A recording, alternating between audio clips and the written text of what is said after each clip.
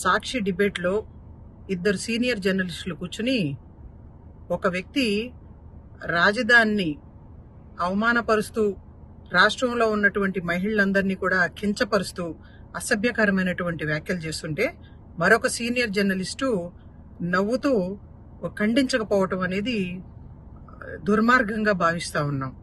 అమరావతి రాజధాని ఉద్యమ భాగస్వామురాలుగా కాంగ్రెస్ పార్టీ ప్రతినిధిగా ఈ వ్యాఖ్యల్ని తీవ్రంగా ఖండించడంతో పాటు ఇది రాష్ట్ర వ్యాప్తంగా ఉన్నటువంటి మహిళల మనోభావాలని కించపరిచే విధంగా ఈ వ్యాఖ్యలు ఉన్నాయి. కాబట్టి మహిళలంటే లెక్క లేకుండా వాళ్ళ ఇంట్లో కూడా మహిళలు ఉన్నారు అన్న కనీసం ఇంగిత జ్ఞానం లేకుండా ఏమాత్రం సిగ్గుపడకుండా ఆడవాళ్ళని అవమానించటం, వీధుల్లోకి తీసుకురావటం, అసెంబ్లీలో మరి చంద్రబాబు నాయుడు గారి భార్యని ఆ రోజున అవమానిస్తూ వ్యాఖ్యలు చేయటమే కాదు, ఆ తర్వాత రాజశేఖర రెడ్డి గారి కోడలంటే జగన్మోహన్ రెడ్డి భార్యను కూడా అసభ్యకరంగా మాట్లాడినప్పుడు కూడా నేను తీవ్రంగా ఖండించడం జరిగింది.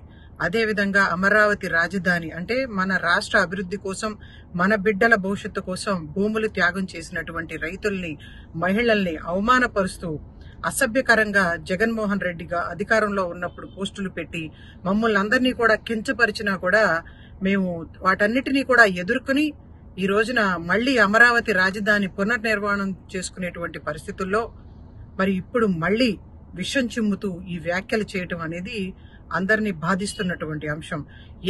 ఏం పాపం చేసుకున్నారు? అమరావతి రాజధాని ప్రాంతంలో ఉన్నటువంటి మహిళలు అధికారంలో ఉన్నప్పుడు చాలా అవమానపరిచారు, లాఠీ దెబ్బలతో వాళ్ళందరినీ కూడా ఇబ్బంది పెట్టడం జరిగింది, కేసులు పెట్టారు, జైళ్లు పాలు చేశారు.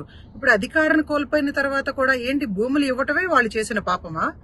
రాష్ట్ర అభివృద్ధి కోసం త్యాగం చేయటమే వాళ్ళు చేసినటువంటి పాపమా అని చెప్పి నేను జగన్మోహన్ రెడ్డిని ప్రశ్నిస్తా ఉన్నాను. ఇటువంటి అసభ్యకరమైనటువంటి వ్యాఖ్యలు చేసినటువంటి ఇద్దరు జర్నలిస్టుల్ని కూడా తక్షణమే అరెస్ట్ చేయాలి అని చెప్పి రాష్ట్ర ప్రభుత్వాన్ని డిమాండ్ చేస్తూ సాక్షి ఛానల్ కూడా దీనికి బాధ్యులు కాబట్టి తక్షణమే జగన్మోహన్ రెడ్డి గారు గాని, ఆ సాక్షి ఛానల్ ప్రతినిధిగా ఉన్నటువంటి భారతీ రెడ్డి గారు గాని రాష్ట్రంలో ఉన్నటువంటి మహిళలందరికీ కూడా క్షమాపణ చెప్పాలి అని చెప్పి డిమాండ్ చేస్తా ఉన్నాను.